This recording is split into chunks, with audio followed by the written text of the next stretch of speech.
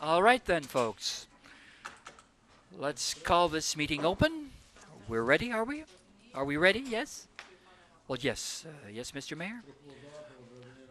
I'd like to entertain a motion to call the closed meeting closed and enter into the regular meeting. Fine.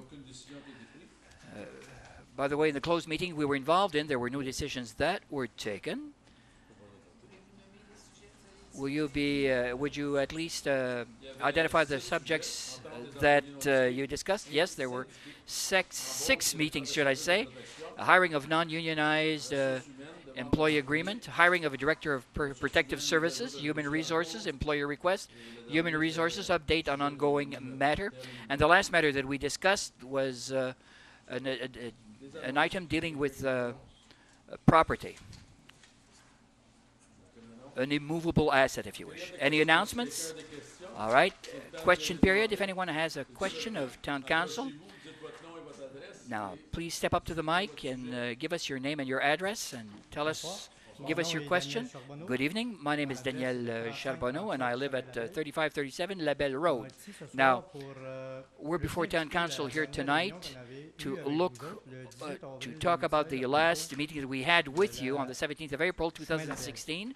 We spoke about resurfacing of the Chemin La Belle or La Belle Road of the La Belle Road, and I was wondering, given you're entering into budgetary talk, what your intent is with the La Belle Road. I believe that at the last meeting, your priorities for the 2017 budget would target Chemin La Belle. Well, discussions with regards to infrastructure will occur tomorrow evening. Well, I'm wondering if the Chemin La Belle or La Belle Road situation or subject is amongst the subjects you'll be talking about. Well, I believe that we mentioned that. I just wanted to make sure that you'll be talking about Chemin La Belle or La Belle Road tomorrow. Well, I'm not saying that it's in our plan to tackle with it directly, but we're looking at it, though. We're trying to give out money to all wards concerned. Everyone has suggestions as to roads that should be surfaced or worked on. So tomorrow evening, sir, is that particular evening whereby we'll be discussing this. It's a public meeting, so you can attend tomorrow evening. Well, you'd mentioned that you were working on Bouvier Road. You'll be asphalting that road over. You stated that next year there was nothing in the works and that La Belle Road would be amongst the first to be considered. Well, if you recall, we did work right up to Russell Road. That's right, Mr. Mayor. And we're left with that stretch of roadway in Clarence Creek right up to Baseline and Vinette. That's the only section. Well, that's the section that needs to be done. And then another stretch of roadway from Russell Road to Baseline will be worked on. Well, you stated that this year you'd be working at the very end of Bouvier Road. Well, this year we were working on a particular sector in a particular ward, and the other ward, Mr. Councillor Lalonde's ward, would be done this year because there was not much done in Mr. Lalonde's ward last year. But as I told you, sir, this is something that is to be considered, that will be considered. If there's a way, maybe to salvage a part, maybe not do the whole part that needs to be done, but at least to work on a part of that stretch of roadway. Yes, the worst part at least, Mr. Mayor. And then you can attend the infrastructure meeting to be held tomorrow evening, sir. You're more than welcome. Thank you. Any other questions? Fine. Let's go on now. Items stemming from members of Town Council. Do you want to go right away to 11.1? Bylaw dealing with the issuance of debentures in the amount of $14 million. Be it resolved that bylaw 2016-155 being a bylaw authorizing the borrowing through the issuance of debentures in the amount of $4,691,778.73 to cover the cost of different projects be adopted. Also, be it resolved that bylaw 2016-156 being a bylaw to authorize the debentures in the amount of $7,248,748.43 towards the cost of various projects also be adopted. Mr. Mayor, that is not directed to a particular town councillor. No, all right. Seconded by Councillor Guillemot. All those in favor then? Thank you. Well, that's that. That's why we had occasion to remove item 11.b from because we needed lawyers present during the time in which we were voting upon this particular resolution. Right, that's fine, that's fine. Well, thank you, both of you. Thank you very much for the expeditious way that we dealt with this subject matter. Well, we're also looking for the lowest invoice that we can pay. But look, don't go out for a cup of coffee because you're doing so on our time, on council's time. So please, bear with us and stay with us. Thank you. Item stemming from Town Council. A resolution with regards to 2017 job fair. As you'll recall, last year we didn't contribute any monies towards the implementation of towards the setting up of the job fair. Now we'll be giving $1,850 this year as a donation, representing our part in all of this, and an additional $150 check to pay for our table, our booth, if you wish. So we won't be called upon to pay more than $2,000 to host this event. This is an agreement that we were all. We're not. When we talk about a table, we're talking about a booth, right? I'll have Mrs. Charlebois describe to us what the physical layout is. Well, I'm not 100% certain because this is my first year in getting involved in this, but this is a kiosk, a booth that allows us to bring things we wish to show to the public and invite people over. I was thinking offering this space to the our daycare representatives, but I believe we have until the month of April to plan the whole thing. Basically, it's a marketing-related booth.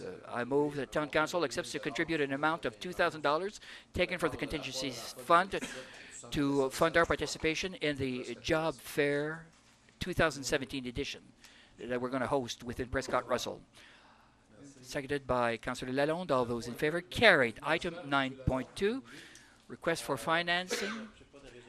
Councillor Lalonde, I don't have any written resolution to this effect, Mr. Mayor, but the Clarence Minor Hockey Association, Mr. Mayor, was approached by representatives of District 3, those representatives that represent the whole of Eastern Ontario, to host the All-Star game for all minor hockey league categories, from novices to Pee-wee, Bantam, and midget hockey teams. I believe the event is going to be hosted on the 21st of January next at the Clarence Creek Arena, and volunteer groups are going to ensure the organizational aspect of everything. All expenditures incurred are generated or managed internally by association representatives. They've asked us for help to ensure that this event is a successful one. Each and every year, individual teams hesitate to host such an event because you're not making any money out of that. All economic windfalls or economic benefits are plowed back into the event to make this event a successful one. Now, 2016, we budgeted $5,000 to oversee special events that are sports related, such as this one.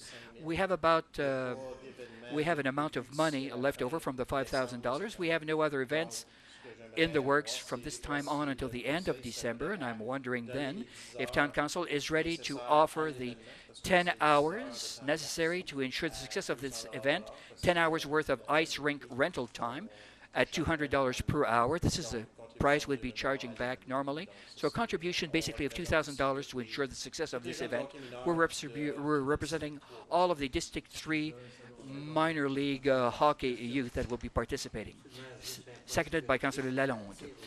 Just as a point of clarification, Mr. Mayor, there are 26 teams taking part in this event. 360 youngsters and over 2,000 visitors, because in this category, all parents do attend this type of events. I attended a similar type event in Ottawa, and it's unbelievable the number of parents that do take part in this event. So it generates a lot of outside enthusiasm. I didn't understand to which group this contribution is to be paid out to. Well, the Clarence Township Minor Hockey League Association. I discussed this with Mr. Boucher and members of his good team. It's his department, of course, and Mr. Boucher, that comes into play. Mr. Boucher told me that members of his department, as well as he, will come up with a policy to determine how similar type funds are to be distributed. All those in favor? Carried then. Thank you. Consent items. Are there any items you'd like to withdraw from the list of consent items that we have before us? I need someone to read the resolution then. Councillor Levert.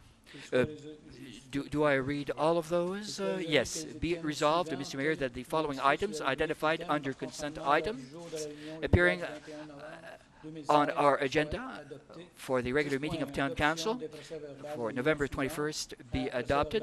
10.1, adoption of the minutes of the following meetings. Minutes of the regular Municipal Council meeting of November 7, 2016, as well as the adoption of minutes of the Committee of the Whole meeting of November 7, 2016. Also, receipt of the minutes of the following meetings. Minutes of the Environmental Advisory Committee meeting of May 24, 2016, and minutes of the Clarence Rockland Public Library Board meeting of September 20th, 2016. Item 10.3, the adoption of the following recommendations from the Committee of the Whole of November 7th, 2016. A, to reduce the request to reduce the letter of credit of Yvon Lepage. B, to authorize the decontamination and demolition of the buildings at 1536 and 1508 Laurier Street in Rockland. C, to establish a committee for the revision of the human resources policies. D, to authorize the transfer from the reserve fund for emergency repairs at the recreational and cultural complex. E, to establish a study to take a look at the snow dump in the industrial park, and also to authorize F, to authorize emergency work with regards to sewer pipe repairs. Seconded by Councillor Grimard. Any questions? All those in favor then? Carried. Thank you. Let's go on now to 11.3, proposed bylaw to amend the business operating hours as per request received. That's item 11.3. Under the heading Committee and Staff Reports. I don't have the resolution before me. Well, be it resolved that the Committee of the Whole recommend to Town Council that it adopt bylaw 2016-159, being a bylaw to amend bylaw 2007-123 with regards to business operating hours. That was a request that was made by Walmart to open at 6 instead of 7 a.m., especially with regards to Black Friday. Any questions? All those in favor then? Carried. Thank you. Item 12.1, bylaw 2016-157, being a bylaw to amend and extend an agreement with Rogers Communications Incorporated. I'm sorry, is there anything that you'd like to withdraw from the list of bylaws? Mrs. Collier? I'd have a question here. Can I ask you a question? Item 12.7. Because we haven't figured out all individual items yet, should we remove this from the list of bylaws to be adopted? Well, are there any questions with regards to 12.1 right up to 12.6? Well, could you please read the resolutions with regards to all remaining bylaws? And Councillor Lalonde, certainly. Just give me a brief second and I'll come up with the necessary bylaws to vote on. All right. Thank you for your patience, Mr. Mayor. I have a bit of difficulty with my E documents here. Fine. Be it resolved that the following bylaws be adopted. Item 12.1, bylaw number 2016-157, being a bylaw to amend and extend an agreement with Rogers Communications Incorporated. Item 12.2, bylaw number 2016-149, being an assumption bylaw for Stage 2, Phase E and G of the Morse Division. 12.3, bylaw number 2016-151, being a bylaw to amend the zoning bylaw for 1133 Charlotte Street. Item 12.4, bylaw number 2016-150, being a bylaw to amend the zoning bylaw for 3122 Baseline Road. And item 12.5, bylaw number 2016-154, being a bylaw to authorize the extension of a contract with Ghislain Lalonde Enterprise for the services of a grader with operator. Seconded by Councillor Zant. All those in favor? The majority carries. Thank you. Item 12.6, Councillor Lalonde, you have comments with regards to item 12.6.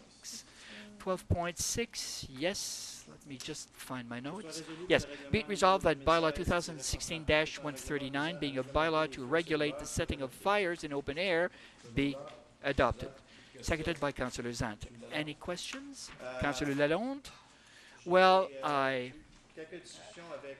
entered into discussions with residents, farmers, our good farmers, or those people living in our rural areas, and they find that this bylaw is a bit too aggressive in its length, breadth, and scope, especially when we're dealing with burning branches. Everybody's in agreement with the principle lying behind the burning of tree trunks and roots and whatnot.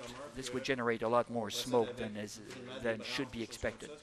But in rural areas, folks have a tendency to, burn branches that produce much less smoke. So my intent is to remove that particular component from the bylaw. That component dealing with branches only. Yes. I'm in agreement that the trunks and the roots that are certainly more humid, much more wet than other components, be subject to this bylaw. As far as other tree parts, well, I have no problem with that. One thing also, Mr. Villeneuve, we exchanged emails sometime this week, and you answered the email directed to me today. Now, your email stated that this would apply to Clarence and Rockland as a whole. Given the minimal distance involved, 1,000 feet or so. But the bylaw seems to indicate that it applies more to the urban part with regards to the Clarence and Rockland area. Is there something I haven't properly understood in all of this? We're dealing with Appendix A within the bylaw. Appendix A deals with the urban zone within Clarence Rockland proper. So, is this just a misunderstanding?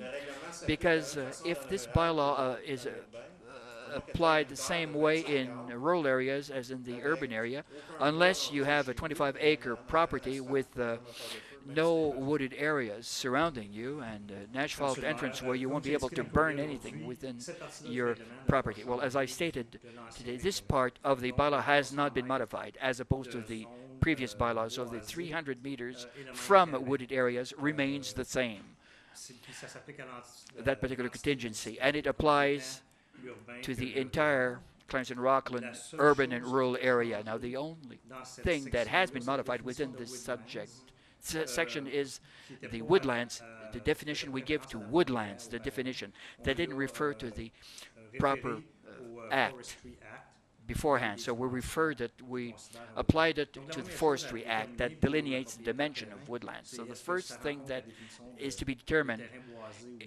is, does a particular type of woodland meet the definitions of a woodland as defined in the Act, in the Forestry Act? Well, if we're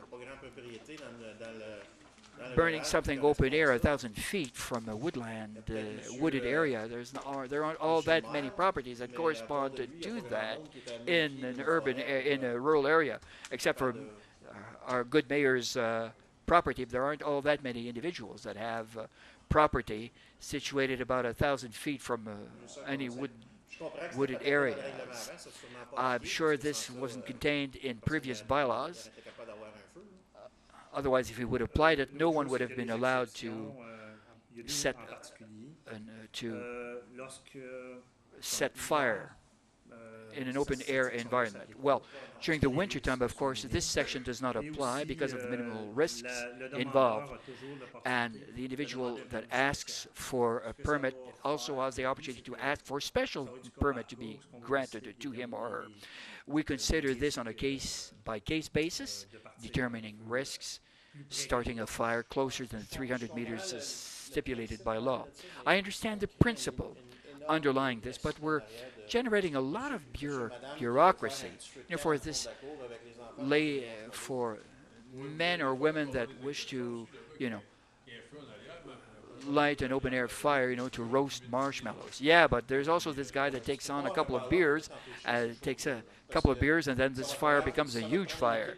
Well, you might need a team of 14 bylaw officers that will enforce this. Well, we need the necessary tools to enforce this bylaw. Well, I'm in agreement with Councillor Lalonde. 1,000 feet is an enormous distance. What we're stating is the following.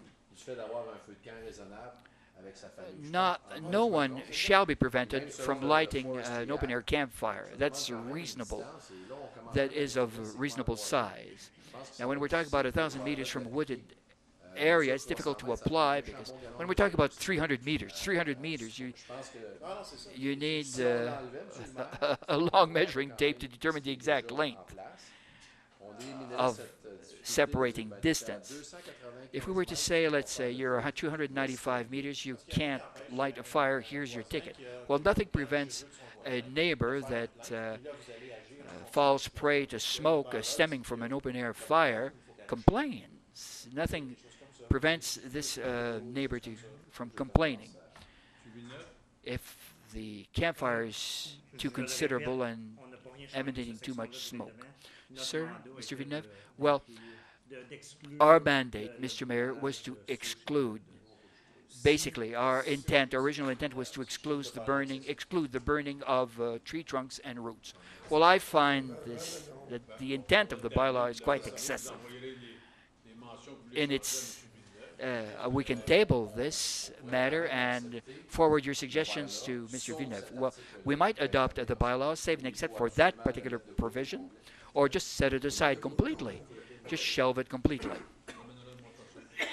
Fine. So we'll table it for now, subject to further discussion. Let's go on now to a confirmatory bylaw. The adoption of a confirmatory bylaw. Be it resolved that Town Council of the City of Clarence adopt a bylaw 2016-158 being a confirmatory bylaw for the regular meeting held on November 21st, 2016. Seconded by Councillor Zant. All those in favor? Adjourned at 7:22 p.m. Let's take a break in between two meetings. We'll come back for the meeting of the whole in a few minutes.